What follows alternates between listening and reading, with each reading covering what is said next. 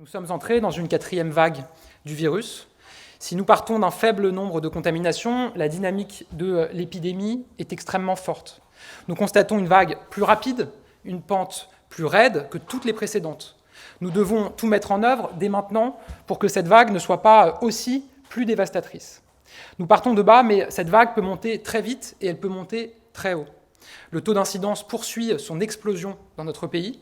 Il atteint désormais 86 pour 100 000 habitants au niveau national, selon les chiffres corrigés du jour férié du 14 juillet, soit une augmentation de près de 125% en une semaine.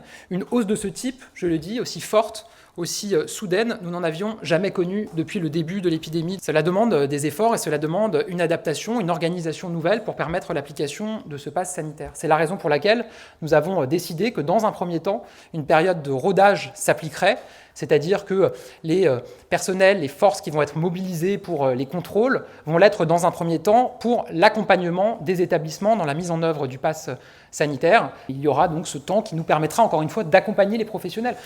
Il n'y a absolument aucune envie de piéger personne. À partir d'un moment, il y aura des contrôles et des sanctions. Donc très concrètement, ça commence par une contravention de 5e classe, donc c'est jusqu'à 1 500 € pour une personne physique et 7 500 € pour une personne morale.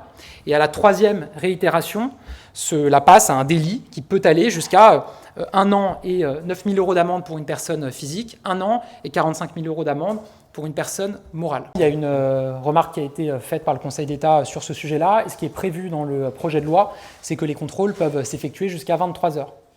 Donc pas entre 23 h et 8 h du matin. Si à l'échelle du territoire où se trouve le centre commercial ou du bassin de vie, il y a des commerces qui ne sont pas dans le centre commercial, mais qui permettent d'acheter des produits de première nécessité, alimentaires ou pharmaceutiques, alors le pass sanitaire pourra s'appliquer dans le centre commercial de ce même bassin de vie.